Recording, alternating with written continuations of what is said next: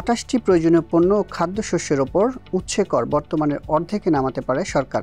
এ তালিকায় থাকতে পারে চাল, গম, আলু, পেঁয়াজ, রসুন, মটর, ছোলা, মসুর ডাল, আদা, হলুদ, শুকনো মরিচ, ভুট্টা, ময়দা, আটা, লবণ, ভোজ্য তেল, চিনি, গোলমরিচ, এলাচ, দারুচিনি, লবঙ্গ, খেজুর, তেজপাতা, পাট, তুলা ও সুতা।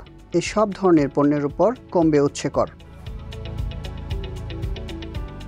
উচ্চ মূল্যস্ফীতিতে হিমশিম ভোক্তাকে কিছুটা স্বস্তি দিতে এই পদক্ষেপ নেওয়া হয়েছে বলে জানিয়েছে অর্থ মন্ত্রণালয়। কর্মকর্তারা জানান, সর্বোচ্চ ২.৫ কেজি ওজনের প্যাকেটজাত গুঁড়ো দুধ আমদানিতে মোট কর হার ৮৯.৩২% থেকে কমিয়ে ৫৮.৬০% করার পরিকল্পনা রয়েছে। বর্তমানে গুঁড়ো দুধের বাল্ক আমদানিকারকদের জন্য মোট কর হার ৩৭%।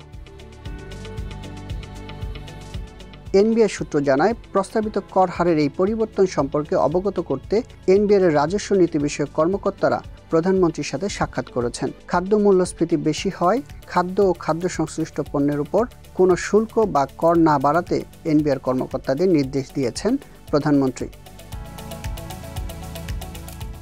প্রয়োজনীয় পণ্য সামগ্রীর ওপর উৎসে কর কমানোর পরিকল্পনাকে স্বাগত জানিয়েছে বিশেষজ্ঞ ও ব্যবসায়ী নেতারা।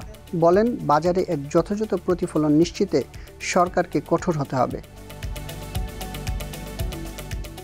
সেন্টার ফর পলিসি ডায়ালগ সিপিডির নির্বাহী পরিচালক ডক্টর ফাহমিদা খাতুন বলেন, এটি ভোক্তাদের জন্য একটি সুবিধা, আমদানিকারকদের জন্য নয়। কর কর্তনের ব্যবস্থা প্রায়শ বাজারে পুরোপুরি প্রতিফলিত হয় না, সুতরাং এখন বাজার ব্যবস্থাপনা খুবই গুরুত্বপূর্ণ। ব্যবসায়ীদের সংগঠন এফবিসিসিআইয়ের সভাপতি মাহবুবুল আলম বলেন, কর হার কমানোর এই উদ্যোগ খাদ্য মূল্যস্ফীতি রোধে সহায়ক হবে। আমদানি ও ক্রয় মূল্য কমে গেলে তা খুচরা মূল্যে প্রতিফলিত হওয়া উচিত।